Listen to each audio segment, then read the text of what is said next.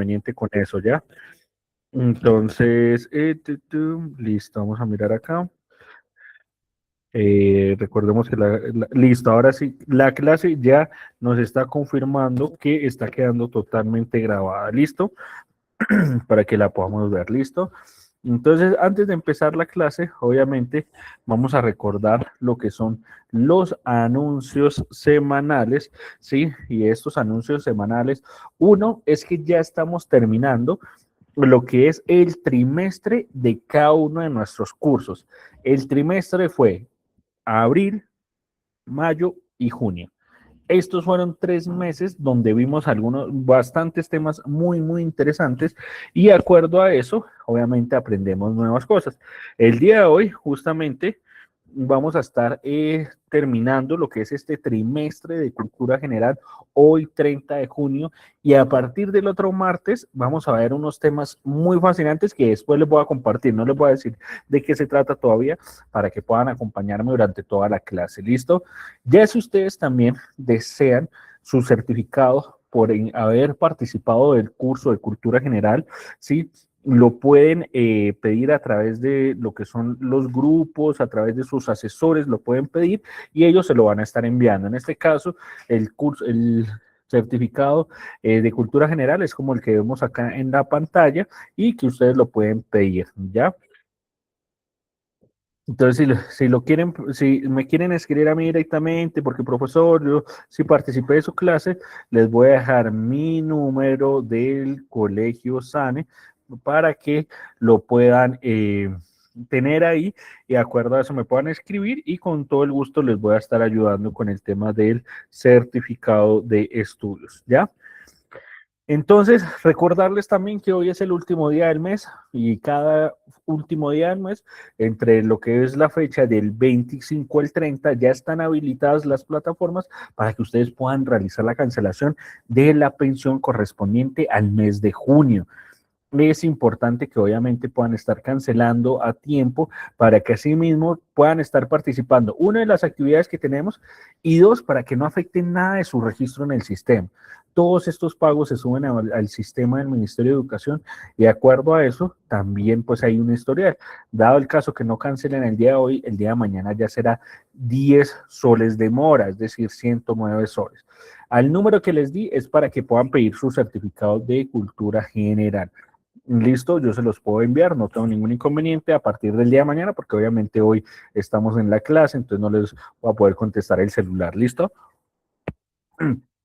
Y bueno, ahora sí vamos con el tema de lo que va a ser la clase el día de hoy, mientras que más compañeritos se van conectando, ya los hemos esperado suficiente tiempo. Entonces, hoy tenemos un tema muy inspirador, digámosle. Sí, un tema bastante fascinante porque vamos a estar hablando de personas comunes que hicieron cosas extraordinarias. Sí, entonces vemos algunos ejemplos como José Mujica, el presidente que tuvo Uruguay, lo que es Stephen Hawking, bueno, varios casos así muy interesantes en los cuales va a ser creo que la primera vez que los conozcamos, pero que hicieron cosas pequeñas pero que esas cosas pequeñas en serio que cambiaron el lugar donde ellos se encontraban. Y yo sé que de los casi 200 que ya vamos a tener conectados estudiantes que están acá el día de hoy con nosotros, podemos hacer cosas pequeñas que puedan cambiar nuestro entorno, que puedan ayudar a nuestra sociedad, a nuestro distrito, a nuestra provincia, a nuestro barrio a ser mejor. ¿Sí? Entonces vamos a mirarlo justamente y yo quiero que justamente estas clases, esta clase puedan ustedes quizás tomar nota, puedan ustedes revisarlo bien a profundidad, porque son personas que hicieron historias sin tener mucho dinero, sin tener recursos, pero que hicieron algo pequeño y que eso pequeño les generó un gran acto en la sociedad y en la historia. ¿Listo? Entonces vamos a prestar bastante atención y vamos a irlos mirando poco a poco. Entonces, ¿por qué es importante hablar del tema, no? A menudo pensamos que las personas que cambian el mundo son presidentes, científicos famosos o recontramillonarios, ¿no? Sin embargo, muchas de las historias más extraordinarias comenzaron con personas totalmente comunes. Esta clase busca demostrar que las grandes acciones nacen de pequeñas decisiones. El impacto de una persona no depende de su riqueza o de su fama. Todos tenemos la capacidad de influir positivamente. ¿Listo? Prestémosle bastante atención. El objetivo de la clase, obviamente, va a ser inspirar a todos ustedes a que cualquier persona, sin importar su origen, sin importar que sea de provincia, sin importar que sea de sierra, costa, selva, sin importar eso, o profesión o condición económica, puede cambiar la historia mediante una decisión o un acto de valentía o una idea súper innovadora. ¿Listo? Entonces, prestémosle bastante atención. Yo sé que les va a gustar muchísimo la clase y todavía tienen la posibilidad de quizás enviarle el enlace a algún familiar, algún amigo que quiera conectarse y regalarnos de su tiempo solamente estos 50 minutos que quedan de clase porque va a ser muy, muy interesante. Entonces, todavía tienen la opción. Si desean, oye primo, oye mira prima, mamá o papá, mira, tengo una clase súper interesante el día de hoy y te comparto, si quieres entrar, lo puedes hacer, no hay ningún inconveniente. ¿Listo? Entonces, sin más preámbulos, vamos a ir ingresando a lo que es la parte de las preguntas que a mí me gustan bastante. ¿Listo? Y estas preguntas son, la primera es, ¿crees que una sola persona puede cambiar la historia? Creo que lo habíamos mirado en una clase anterior, pero a ver, ¿crees que una sola persona puede cambiar la historia? Fernanda Meléndez dice que sí, muy bien. A ver, ¿quién más? ¿Será que una? Yo creo que sí, profesor, muy bien. A ver, muy bien. Listo, muy bien.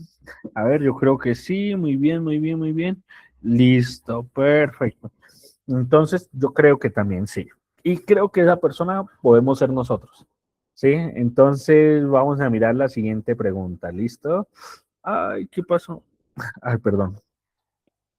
Perdón. Listo. La siguiente pregunta es, ¿quién es la persona más normal que conoces y que admiras? Una persona que esté a tu alrededor. ¿Sí? ¿Cuál es la persona que conoces y que más admiras? A ver, mi hermana Sandra, muy bien, Sandra, muy bien. Me gusta mucho a mis padres, Ángela, a mi papá, Fernanda, muy bien. ¿Cuál es la persona que más admiras? Mi abuela, mi madre, mi papá, muy bien. A ver, ¿quién más? A mi mamá, muy bien. Graves su profesora, mi mamá, muy bien. Hay algunos que se pueden admirar a sí mismos, está bien. A mi mamá, a mi abuela, a mi hermana, a mi mamita, muy bien, Débora. Asisto a mi mamá, muy bien. A mi mamá, bueno, yo admiro y admiro a toda mi familia, a mis hermanos, a mis papás, a mi esposa, a todos los admiro, ¿no? A mi hermano, a mi hermano, muy bien. Me admiro a mí misma, muy bien, a mi hijo, muy bien, a mi mamá, muy bien, a mi tía. Listo, muy bien, me gustan mucho todas esas respuestas de todos ustedes. A ver, sigamos con la última pregunta. Si mañana tuvieras la oportunidad de ayudar a miles de personas, ¿qué harías? Si mañana tuvieras la oportunidad de ayudar a miles de personas, ¿qué harías? A ver, si mañana tuvieras la oportunidad de ayudar a miles de personas, ¿qué harías? Lo ayudo, pero bueno, ¿qué harías? ¿Qué harías para ayudar a dar al hogar a los que están en ocasión de calle? Muy bien, Sandra. Muy bien. A ver, los ayudo, pero ¿cómo, Cristel? A ver, ¿cómo los ayudo? Haría un teletón, muy bien. A ver, si tuvieras la oportunidad en estos momentos de ir a Venezuela y ayudar a las personas que fueron damnificadas por el terremoto, ¿qué harían? ¿Sí? ¿Qué harían? Ayudar dando poco. A ver, hacer una fundación, muy bien. A ver, víveres, muy bien, Rodolfo. ¿Cómo los ayudarías al rescate? Muy bien. Darles alimentos, les ayudaría en lo económico, ayudar a la gente de la calle o centros de ayuda, muy bien. Ayudar con activar una red de ayuda, muy bien. Donar víveres. Yo creo que todos en nuestro corazón tenemos esa parte de generosidad. de poder sentir la empatía por la persona que quizás está pasando por alguna necesidad y de acuerdo a eso podemos nosotros colaborarle y marcar la diferencia. Por ejemplo, muchos dicen una red de ayuda, ayudaría a las personas, ayudaría a los perritos, muy bien. Todas esas preguntas yo creo que son totalmente válidas. Ayudaría a los que se quedaron, a los sobrevivientes, muy bien, ayudaría a buscarles, ayudo que puedan estar felices para encontrar a sus familiares, sino que estar luchar para lo que estén, muy bien. Crea un refugio para los abandonados, ayudar a los ancianos y niños de la calle. Perfecto, perfecto. Yo creo que todas sus respuestas son exactas, ¿sí? Y creo que no tenemos que esperar a que pase, sino que yo los animo a que a partir del día de mañana todos podamos, sí o sí, todos podamos empezar a ponernos una la mano en el corazón y hagamos un acto de buena voluntad, sin que nadie nos diga, sin que nadie nos diga, mañana nosotros todos los 200, más de 200 personas que están conectadas acá el día de hoy, mañana todos, o hoy mismo, antes de que se acabe la noche, hagamos un acto de buena fe, ayudemos a alguien. Sí, no tenemos que esperar a que quizás haya otro terremoto para ayudar a alguna persona, ¿no? Todas las personas en este momento necesitan ayuda y no sabemos que quizás sea algún familiar, algún vecino que no tenga con qué comer ahorita y que nosotros ya hayamos comido. ¿Se entiende? Entonces, todos pongámonos nuestra manito en el corazón y el día de mañana hagamos un acto de buena fe, sin que nadie sepa.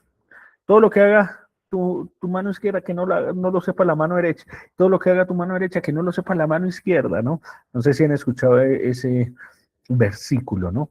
Pero por favor, todo lo que hagan, que no hay que vanagloriarse ni nada de eso. ¿Listo? Entonces ahora sí vamos a empezar con la clase como tal y sé que les va a gustar bastante, ¿ya? Entonces, no necesitas ser famoso para cambiar el mundo, solo necesitas decidir hacer lo correcto cuando llegue el momento. ¿Listo? Entonces vamos a ver la historia de Hadaf Payenk, que está ubicado en la India, ¿listo? Y vamos a verlo por acá. Y fue el hombre que creó un bosque, présteme la atención. Hadaf Payen o Malay, ampliamente conocido como el hombre bosque de la India, ¿sí? Forest Man of India, es un activista medioambiental originario del pueblo Mishin en Assam, India. A los 16 años, ¿sí? A los 16 años, en 1979, observó cómo las inundaciones y la erosión devastaban los bancos de arena del río Brahmaputra, dejando a la fauna local sin hogar y, en lugar de quedarse en brazos cruzados, comenzó a plantar árboles en un terreno completamente baldío de la isla de Majuli durante más de 40 años. Dedicó una parte de cada año a plantar semillas y retoños a diario, logrando transformar más de 550 hectáreas de tierra estéril en un ecosistema próspero conocido como el bosque de Malay. Actualmente, este bosque sirve de refugio a múltiples especies en peligro de extinción, incluyendo tigres de Bengala, rinocerontes y elefantes. La historia de Hadaf Payeng nos enseña que una pequeña acción diaria puede transformar un entorno por completo.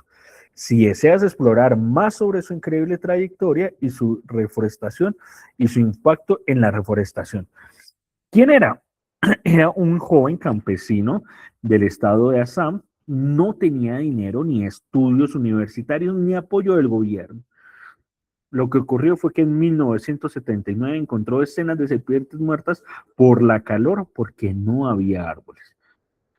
¿Cuántos de ustedes viven cerca a una zona árida? Quizás donde haya mucha tierra, donde haya quizás una zona desértica. ¿Cuántos de ustedes viven en una zona así? Por ejemplo, prácticamente Lima es una ciudad bastante desértica, por decirlo así, ¿no?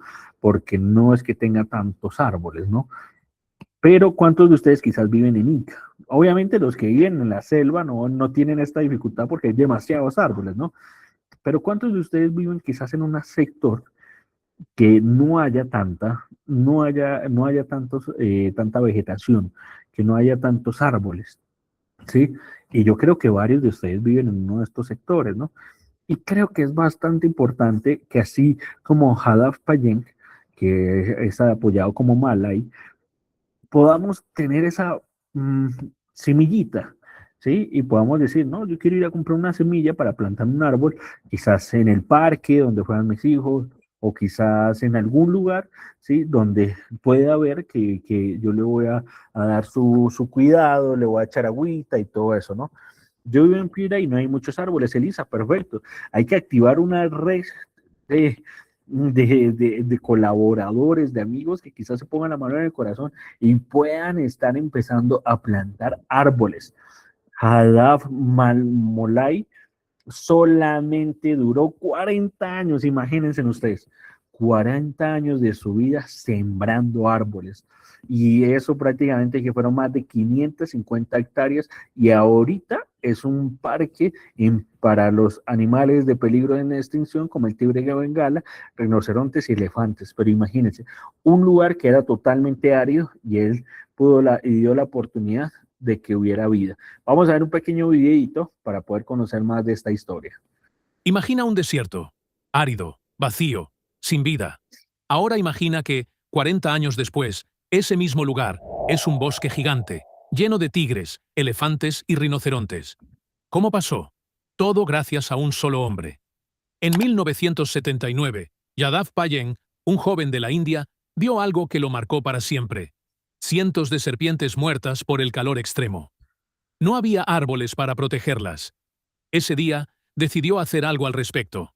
Comenzó plantando semillas a mano, todos los días, sin ayuda. La gente lo llamaba loco, pero él no se rindió. Año tras año, su pequeño proyecto se convirtió en un bosque de 550 hectáreas, más grande que 1.360 campos de fútbol. Hoy, el bosque de Molay es un santuario para la vida salvaje. Tigres, rinocerontes y elefantes lo llaman hogar. Todo gracias a la determinación de un hombre que creyó en el poder de un solo gesto. Yadav nos demuestra que una persona puede cambiar el mundo. ¿Y tú? ¿Qué harías por el planeta? ¿Plantarías un árbol? ¿Limpiarías un río? Déjalo en los comentarios. Yadav fue una de las personas que más ha impactado el planeta de forma ambiental, porque imagínense, ¿cuántos de ustedes quizás han ido a un estadio? Sí, quizás el estadio de Lima, el estadio nacional, el estadio donde juega universitario, ¿no? Qué sé yo, ¿no? Normalmente todos los estadios tienen en su cancha la misma medida y dice que todo lo que él sembró fue más de 1.360 estadios, por decirlo así. Es decir, fue bastante grande, 550 hectáreas. ¿Sí? Entonces, yo sé que todos nosotros podemos marcar la diferencia y podemos llegar, ¿sí?, a tener la oportunidad de poder sembrar un árbol y poder marcar la diferencia en todo el tema ambiental. ¿Listo? Vamos a continuar. Muy buenas noches a todos los que se están conectando. Recién sé que algunos han salido de sus trabajos, pero qué bueno que nos puedan acompañar. Listo, vamos a ver, no sé si han escuchado la historia del niño que domó el viento. Y esta es la siguiente, la historia de William Kabagwamba, Malawi, ¿sí? El adolescente que llevó electricidad a su pueblo. Entonces, William Calamba, nacido el 5 de agosto de 1987, es un inventor, ingeniero y autor del Malalawi y mundialmente reconocido como en su increíble historia de resiliencia. Esto es basado en la vida real y pueden ver inclusive una película en Netflix basado en él, ¿sí? Donde cuando tenía 14 años, ¿sí? Yadav tenía 16 y Malawi tenía 14 años, imagínense. Una severa hambruna y sequía, ¿sí?, llegó y azotó a su país, lo que obligó a que su familia, al retirarlo de la escuela secundaria, porque no podían pagar las cuotas anuales. A pesar de esta adversidad, decidió continuar su educación por su cuenta, visitando una biblioteca local en Wimbe, ubicada en el distrito de Kasungu. Allí encontró un libro de física y aunque no dominaba el inglés, logró entender los diagramas y descubrió cómo los molinos de viento podían generar electricidad y bombear agua, y aunque sin dinero, con mucha determinación se dedicó a recolectar materiales de un depósito de chatarra. Ya estos materiales, a ver, vamos a ver cuáles fueron. Ay, perdón. A ver, un momentico. A ver, ¿qué pasó? Estos materiales fue un ventilador de tractor, una bicicleta oxidada y piezas de repuesto de tuberías de PVC, madera de algunos árboles de eucalipto y un viejo dínamo de bicicleta. Con estos elementos, por un costo aproximado de $16, estamos hablando que fue alrededor como de 50 soles, construyó un molino de viento de 5 metros de altura. Su invención trajo electricidad por primera vez a la casa de su familia, permitiendo encender bombillas y cargar los teléfonos celulares de sus vecinos. Más tarde construyó un segundo molino para bombear agua y ayudar con el riego agrícola. Su inspiradora vida está documentada en su autobiografía, El niño que domó el viento, coescritora de Brian Miller, la cual inspiró una exitosa película original de Netflix. Listo, bastante interesante esta historia. Vamos a ver un pequeño videito para poder conocer más acerca de esta historia. ¿Listo?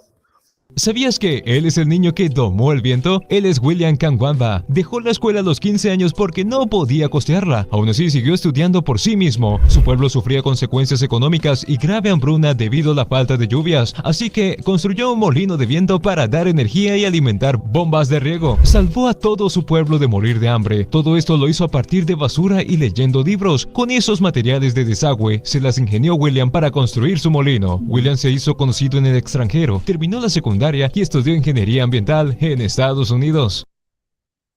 Imagínense ustedes esta historia. La verdad que vale mucho la pena verla. La pueden ver en Netflix, la pueden encontrar y la verdad que es muy, muy interesante. ¿Sí? Ajá, Rodolfo muy bien. Su papá no quería, ¿sí? No quería que le ayudara, no quería, inclusive pues no estuvo de acuerdo al inicio y ya después le tocó prácticamente creer. ¿Listo? Vamos a continuar. Me gusta mucho que la hayan visto y miren que con menos de 50 soles pudo transformar su provincia, su pueblo.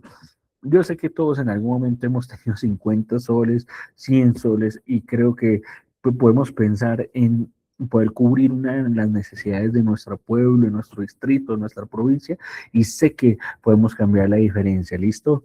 Vamos a continuar. Muy bien. Otra historia bastante interesante. A ver, no sé si ustedes han escuchado hablar. Listo. Y vamos a mirar la historia de Dashrat. Sí, esta historia es en la India, ¿sí? De Dashrat Manji, el hombre que atravesó literalmente una montaña. Y miremos a ver la historia. Conocido como el hombre montaña, fue un humilde jornalero originario de la aldea de Ijelaur, cerca de Gaya, en el estado de Bihar, India.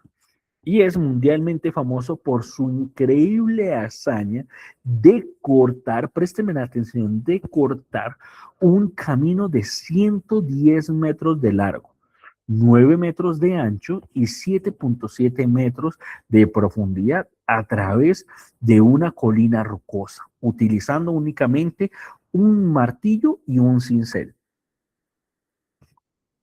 Perdón, su historia de resiliencia y amor comenzó en 1959, cuando su esposa Falguni Devi sufrió un grave accidente mientras cruzaba la montaña para llevarle comida. Debido a la enorme barrera rocosa, el pueblo estaba aislado y el hospital más cercano quedaba a más de 55 kilómetros de distancia. Tu esposa no pudo llegar a recibir atención médica a tiempo y lamentablemente falleció. Estamos hablando que el pueblo prácticamente quedaba a más de una hora de trayecto, ¿sí? Si fuera pista pavimentada, quizás hubiera sido menos, 45, 50 minutos, pero como no era pista pavimentada, fue más de una hora, en el cual eh, el hombre montaña, el Dashrath Manjhi, le tocó llevar a su esposa a un hospital, pero que lamentablemente por las heridas falleció. Consumido por el dolor y la determinación de evitar que otros aldeanos sufrieran el mismo destino, Manjhi tomó una decisión que fue que la gente local consideró una locura. Dedicó, préstenme bastante atención, dedicó 22 años de su vida, desde 1960 hasta 1982, a perforar y romper la dura de la roca, la dura roca de la montaña día y noche, completamente solo y sin ningún apoyo institucional. El impacto fue duradero, el paso que construyó redujo drásticamente el viaje entre los bosques Atri y Huascami en el distrito de Goya, acortando la distancia de 55 kilómetros a tan solo 15 kilómetros. Prácticamente estamos hablando de casi 40 kilómetros que recortó. Ya lo que era una hora, prácticamente 1 hora y 10, prácticamente se convirtió en 20 minutos y ahora sí está pavimentado, prácticamente ahora estamos hablando de 15 minutos. Tras su fallecimiento en el 2007, el gobierno del estado de Bihar le otorgó un funeral de estado y en el 2016 el servicio postal indio emitió un sello conmemorativo en su honor. Imagínense, vamos a ver un pequeño edito para conocer más la historia de Manjhi. En una aldea de Bihar, India, una montaña separaba a las comunidades y marcaba destinos. Después de perder a su esposa por la falta de un camino corto y seguro hacia el hospital, Dashrath Manjhi decidió desafiar lo imposible. Día tras día, año tras año, durante 22 años, talló un sendero de más de 100 metros de largo, 9 metros de ancho y 7 metros de altura, usando solo un cincel y un martillo. Sin maquinaria pesada ni ayuda de ningún tipo, abrió paso en la roca que había separado a su pueblo del resto del mundo. Su perseverancia transformó vidas y acortó la distancia entre su aldea y el hospital, la escuela y el mercado. Dashrath demostró que no hay meta inalcanzable cuando la voluntad es más fuerte que cualquier obstáculo. Cada golpe de cincel fue un acto de fe. La próxima vez que sientas que una meta es inalcanzable, piensa en la montaña que atravesó Dashrath y nunca te rindas. Imagínense la historia, la verdad que me pareció bastante conmovedora. De las que más me llamó la atención en esta clase fue la historia de Dashrath, porque prácticamente atravesó una montaña. ¿A quién se le ocurre esa idea de atravesar una montaña? ¿Sí? Y fue una montaña que no era, no era arena, ¿sí? Que quizás es más fácil de remover, sino que era una montaña de rocas. Sí, y esas montañas de roca, imagínense ustedes por más de 22 años estar ahí, dándole con el cincel, dándole con el cincel y quitando, dándole con el cincel, y que ya después de mucho tiempo pudo haber sido reconocido por el gobierno, porque pasó mucho tiempo y la gente lo único que hacía era gritarlo, no, loco, loco, loco, loco. Y después de eso fue que el gobierno le hizo un funeral de estado y el servicio postal le dio un sello conmemorativo en su honor. Si no estoy mal también, creo que leí que también hacía parte de un billete de la India. Sí, un billete importante de la India, no sé si era el de 10 soles, algo así entendí más o menos, parecido. Ellos son rupias, pero sí es muy parecido, pero sí creo que está en un billete, ¿listo? Pero bastante interesante su historia. A ver, vamos a mirar. Listo. Y esta es otra de las historias bastante interesantes que no son tan conocidas y que deberían ser conocidas. Y es la historia de Chunin Sugihara en Japón, el diplomático que desobedeció para salvar vidas. Chunin Sugihara, Sugihara, yo creo que Sugihara, fue un diplomático japonés que salvó la vida de aproximadamente 6.000 judíos durante la Segunda Guerra Mundial, al emitirles visadas de tránsito ilegales. ¿sí? Y esto fue ampliamente conocido como el Schindler japonés. Y es el único ciudadano japonés de Japón distinguido como justo entre las naciones por el memorial Yad Vashem. En 1939, Sugihara fue enviado como vicecónsul a Kaunas, Lituania. Su misión oficial incluía monitorear los movimientos de las tropas alemanes y soviéticas. Sin embargo, en el verano de 1940, la Unión Soviética anexó a Lituania. Eso quiere decir que prácticamente la Unión Soviética, sí, dijo, Lituania ahora pertenece a la Unión Soviética, ¿no?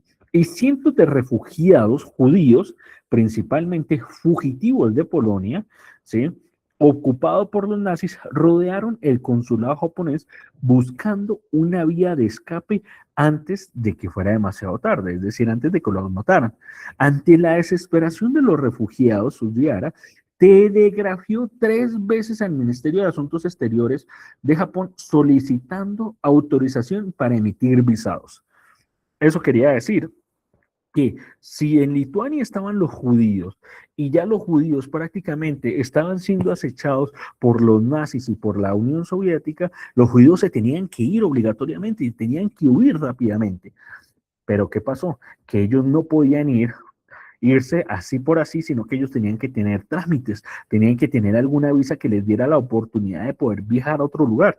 Y uno de esos lugares que encontraron fue justamente lo que es la oficina del consulado japonés. Entonces, lo que hizo este cónsul fue que pidió permiso a Tokio para poder ayudarles a estos judíos de que no los mataran, ¿sí? Y les dijo, necesito hacer unas visas de tránsito temporal para que los judíos puedan ir a Japón o a otros lugares, ¿sí? Y ellos puedan huir prácticamente de la situación que está. Lamentablemente, Tokio rechazó firmemente su petición, ¿ya?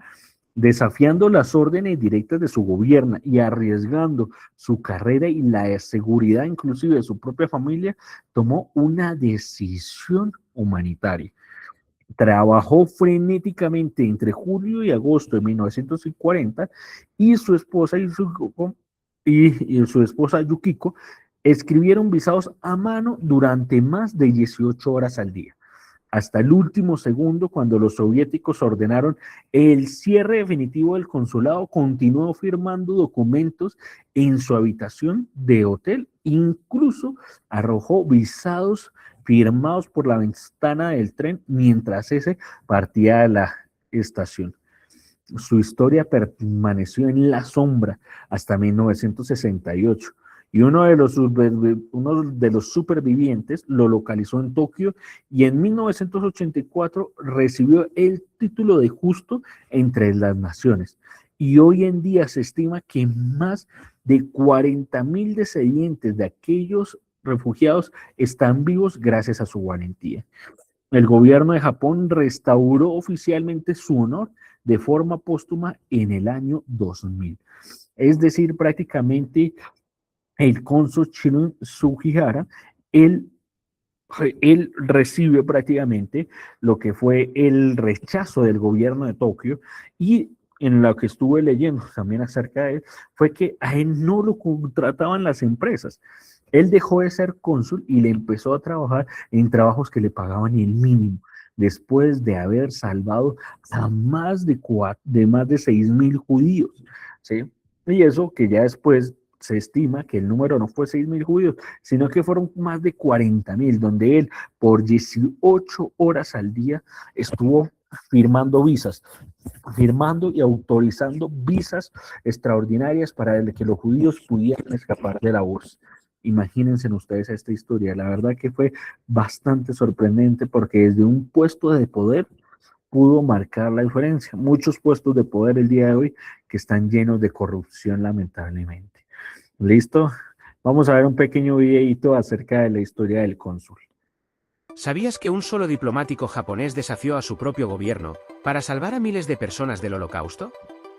Su nombre era Tsuno Sugihara, cónsul de Japón en Lituania durante la Segunda Guerra Mundial.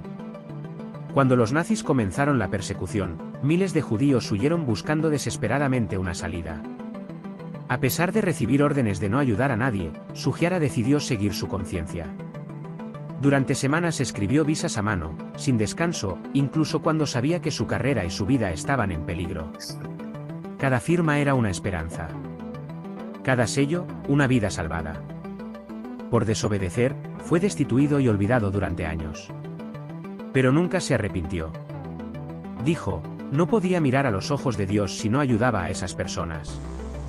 Gracias a su valentía, más de 6.000 personas sobrevivieron al Holocausto. Tshune Sugiara, el diplomático que eligió la humanidad por encima de las órdenes. Imagínense ustedes, no podría ver los ojos de Dios si no les ayudo. Eso fue una de las frases que él usó en una de sus entrevistas. No podría ver los ojos de Dios si no les ayudo. Uf, fuertísima esa frase, me parece espectacular esa frase. Yo no sé a ustedes qué les parece, pero no podría ver los ojos de Dios si yo no hago algo bueno en la sociedad, ¿sí? Imagínense ustedes esa frase tan potente, ¿no? Y durante semanas estuvo escribiendo a manos, rapidito, dame tus datos, ¿cómo te llamas? Sí, ¿cuál es tu edad? ¿Cuántos hijos tienes? Y todo eso plasmarlo en una visa para que no los mataran y pudieran huir de Lituania, y muchos de ellos obviamente huyeron a Japón, que era pues el lugar donde ellos estaban, pero donde pues el cónsul les estaba dando la autorización, ¿no? Pero muchos de ellos lo firmaron rápido. Imagínense, tenían un montón de personas, imagínense que en esta clase somos 257, ¿no? Y, y yo sé al cónsul, por decirlo así, 256 personas acá alrededor mío, y yo firmándoles la visa para que puedan huir de Lituania y se puedan ir a Japón, ¿no? Y les estaba diciendo, bueno, ¿cuál es tu nombre? Que estuviera bien escrito. Sí, por ejemplo, aquí está el nombre de María Esther Vances Bravo. Imagínate que yo llego a escribir Vances con V y no la escribo como es, ¿sí? O Esther, que hay algunas Esther que tienen TH y hay algunas que no, ¿sí? Y que eso inclusive si no estaba bien escrito en la visa no los dejaban entrar al país. Ustedes saben que todo tiene que estar tal cual como está en el DNI o como está en algún documento de identificación, ¿no? Entonces, este cónsul, imagínense que era japonés, tampoco es que hablara judío o hablara el idioma en hebreo que ellos tienen, ¿sí? Sino que todo era por inglés, ¿no? Y durante más de una semana, estuvo ahí haciendo visas en otro país que no le correspondía. Imagínense ustedes el gran impacto que tuvo en la sociedad. Listo, vamos a continuar. Espero que les esté gustando la clase porque son, la verdad, bastantes historias inspiradoras. Y esta es una de las historias que más también me llamó la atención, y esto es algo de amor, por decirlo así. Y este esposo que se llama todavía Aruna Chalam Muruganathan, perdón que no sé muy bien estos apellidos de la India, hablando justamente de apellidos, Aruna Chalam Muruganathan, ¿listo? Este fue un inventor y activista social conocido mundialmente como Batman, el hombre de las toallas sanitarias, por revolucionar la higiene menstrual en las zonas rurales de la India. El origen fue que descubrió que su esposa usaba trapos sucios durante su periodo, porque las toallas comerciales eran demasiado caras. Imagínense ustedes un país tan pobre, pero tan pobre como lo que es la India, porque la India tiene lugares demasiado pobres, que la gente come quizás una o dos veces o tres veces a la semana, estamos hablando, que comen de la basura, lo que dejan los ricos, por decirlo así. Y en esta zona, donde sabemos que las mujeres tienen mensualmente el tema de lo que es su periodo, su higiene menstrual, por decirlo así, y que las mujeres en ese pueblo, si no tuvieran la oportunidad, si a duras penas podían comer, imagínense, a duras penas podían comprar para su higiene.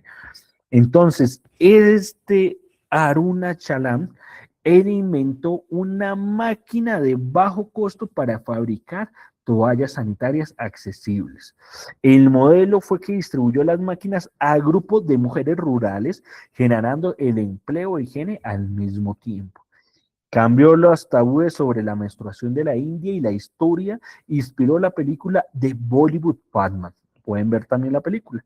Su persistencia lo llevó a ser reconocido como una de las mentes más influyentes del mundo. Premio Nacional de Innovación 2006, entregado por la Fundación Innovación de la India. Times 100 2014, incluyendo en la lista de 100 personas más influyentes del mundo.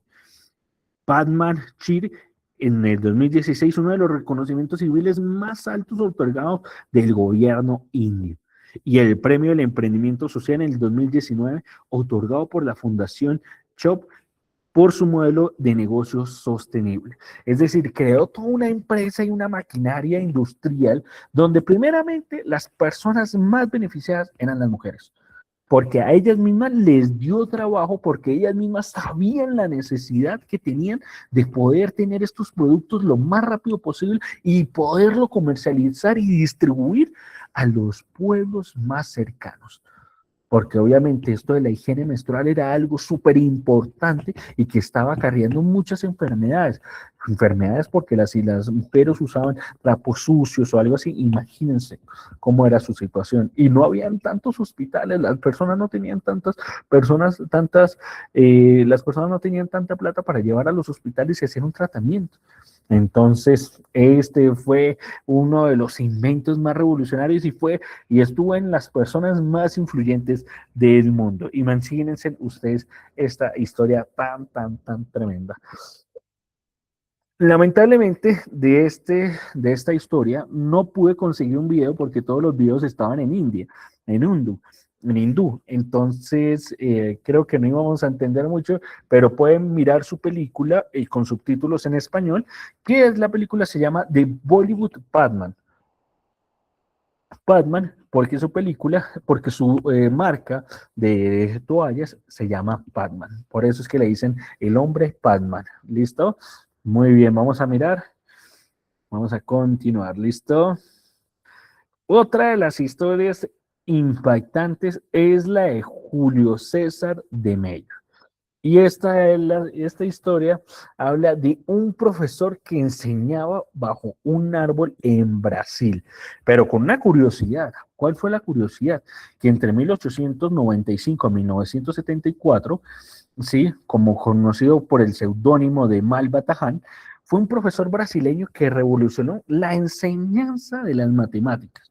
¿Por qué? Porque utilizaba el misterio, la cultura oriental y el arte de contar historias para cautivar a sus estudiantes, inspirando su estilo pedagógico en métodos tradicionales de intercambio de saberes al aire libre. ¿Qué quiere decir eso? Que prácticamente el maestro de matemáticas sabía que las matemáticas en sí, para la mayoría de personas, son aburridas. No, a la gente no le gusta. Hay un mínimo porcentaje de personas que le gustan las matemáticas, pero hay otro que no les gusta porque no las entiende. Entonces lo que hizo este profesor rápidamente fue que creó un método pedagógico de enseñanza donde los estudiantes podían estar todo el día acá concentrados, profesor, wow, y empezaban a entender las matemáticas de forma más clara. Y una de esas fue su obra maestra, El hombre que calculaba. Este libro combinaba la novela de aventuras con la resolución de problemas matemáticas reales. Narra la historia de Beremis Samir, un calculador persa que viajaba resolviendo conflictos usando la lógica. Esa fue una de sus novelas y libros principales. Al identidad literaria, creó el personaje de un erudito persa para hacer los matemáticos atractivos. La pedagógica innovadora fue que rechazó el método tradicional de memorización y rigidez en la aula. El aula bajo el árbol utilizaba espacios abiertos y la narración de historias para enseñar conceptos lógicos. Legado transformó la matemática en una aventura accesible, lúdica y profundamente humana. Imagínense ustedes eso tan interesante. A mí sí que me hubiera gustado tener un profesor de matemáticas así, que cogiera las matemáticas y me contara historias y donde obviamente uno estaría tan interesante, tan ahí interesado en el tema, ¿sí? Y pudiera verlo de forma más fácil, porque a veces yo sé que las matemáticas no son tan fáciles de poder entender. ¿Listo? Bueno, vamos a continuar porque se nos está yendo el tiempo muy, muy rápido. Otra de las historias fue la de Nicholas Winton, y esta de las historias fue muy, muy interesante. El hombre que nunca habló de su hazaña. Y esto es lo mismo que decimos. Todo lo que tú hagas bueno, que nadie se entere. No es necesario. La misma vida se va a encargar de recompensarlo. Y eso es lo que y eso es lo que yo siempre digo, y eso es lo que creo que es mi vivencia, y creo que eso también les animo a que lo puedan practicar. Todo lo bueno se devuelve, y se te devuelve por 2, 3, 4 veces más, porque todo lo bueno que tú hagas, la misma vida, Dios se va a encargar de recompensártelo. Pero ten cuidado, porque todo lo malo también se devuelve. Todo lo malo que hagamos, las envidias, hablar mal del otro, ¿sí? Todo lo que hablamos mal también se va a devolver. Entonces tengamos cuidado. Pero la historia de Nicholas Winton fue un filántropo británico apoderado por el Tindred británico. Organizó el rescate de más de 700 niños, en su mayoría judíos, de la Checoslovaquia ocupada por los nazis antes del estallido de la Segunda Guerra Mundial. La hazaña es silenciosa. El plan organizó trenes, ¿sí?, para llevar a los niños a la Gran Bretaña. Estamos hablando de que ellos estaban en Checoslovaquia, ¿sí?, ocupada por los nazis, ¿sí? Prácticamente ya la estaban ocupando. Y entonces Nicholas Winton dijo, a estos niños los van a matar, a estas personas los van a matar. Organicemos algo urgentemente para poderlos ayudar a escapar de esta Segunda Guerra Mundial. Encontró familias de acogida y financió los depósitos de garantías exigidos. Falsificó documentos de viaje para burlar la burocracia nazi y británica. Los niños rescatados por Nicholas Winton, conocidos como los niños de Winton, vivieron un proceso de adaptación profundo y complejo al llegar al Reino Unido. El secreto guardado.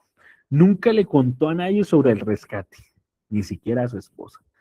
El hallazgo, su esposa Grete encontró el cuaderno con los nombres de los niños en el ático 50 años después. Un reencuentro que se hizo fue en 1988, cuando la BBC organizó un emotivo programa de televisión donde Winton se sentó y, sin saberlo, junto a las personas que había salvado de niños. Imagínense en esta historia. Esto, si hay un pequeño videito, prestémosle bastante. Este hombre está sentado junto a 669 personas a las que salvó la vida y él aún no lo sabe. Pero antes vamos a contar su historia inspiradora, la historia del héroe Sir Nicholas Winton. Al inicio de la Segunda Guerra Mundial, arriesgó su vida para salvar a los niños de los campos de refugiados de Praga. En una oficina improvisada de un hotel, la familia lo visitaban para incluir a sus hijos en una lista. Él llenó 700 nombres. Winston tuvo que hacer frente a un gran problema, que era conseguir financiación para pagar el viaje de cada niño, y además de buscar una familia para que lo puedan acoger. Hizo todo lo posible hasta publicar anuncios de los diarios británicos, y la respuesta fue abrumadora. En unas pocas semanas consiguió lo imposible. Y ahora Nicholas Winton puede encontrarse con esos niños que salvó.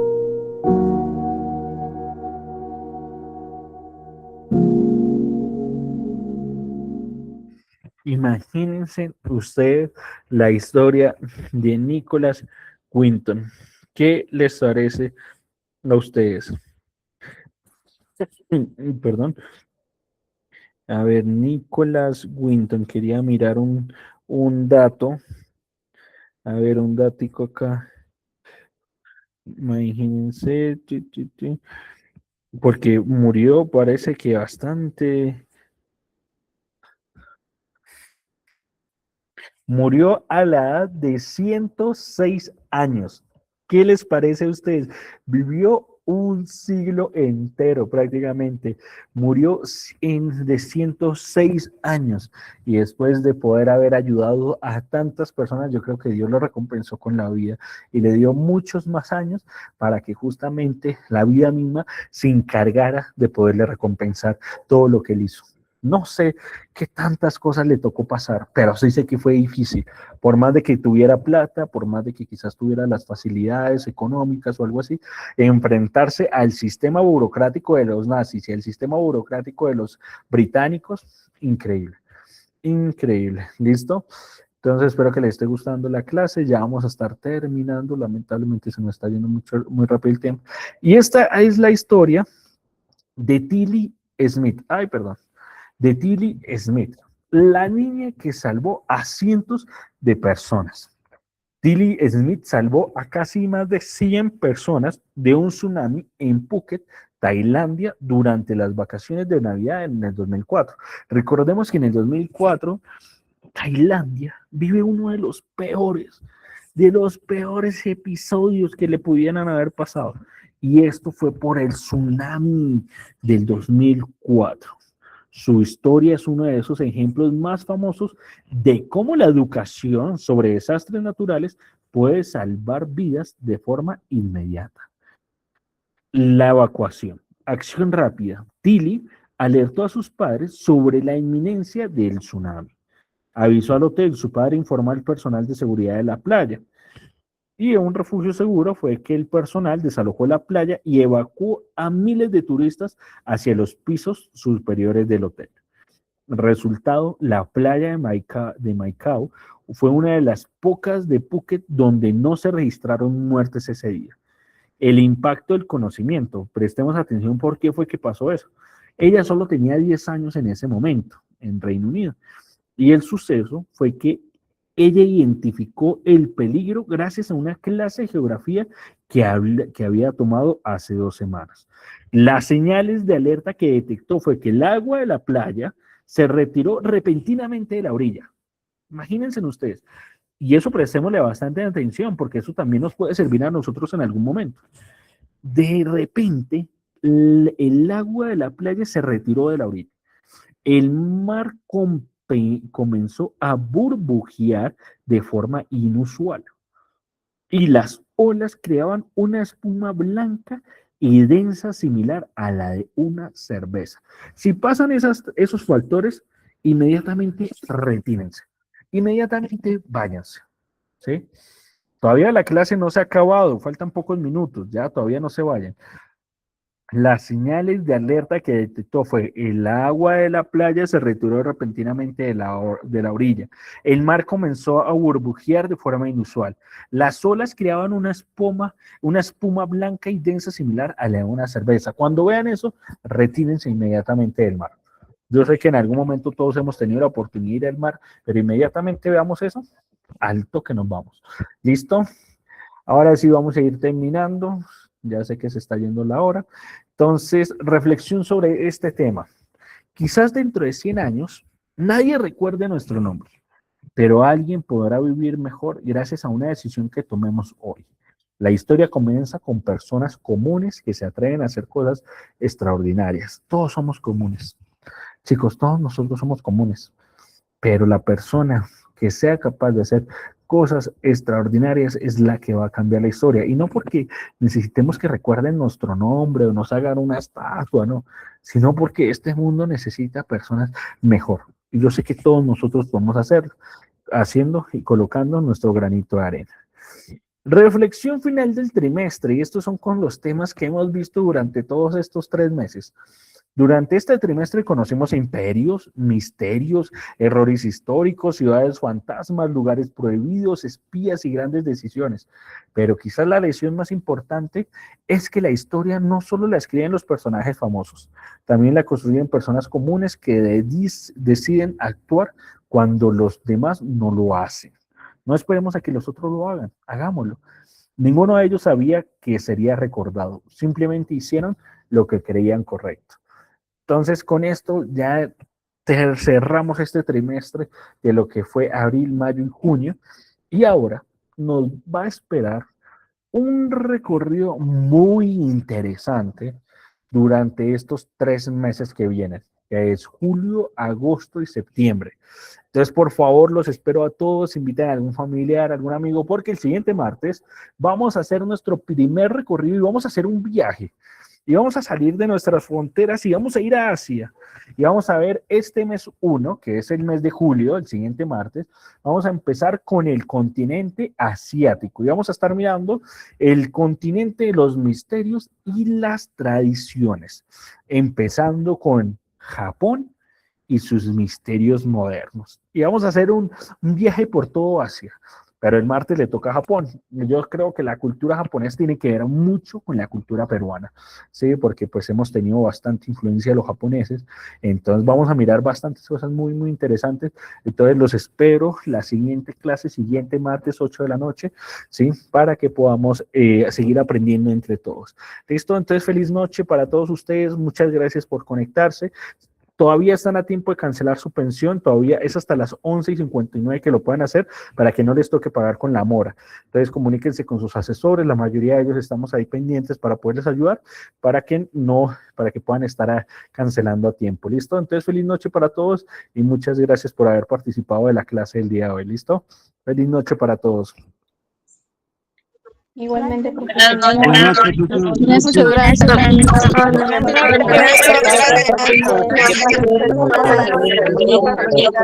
Profesor. Bendiciones. Buenas noches. Bendiciones.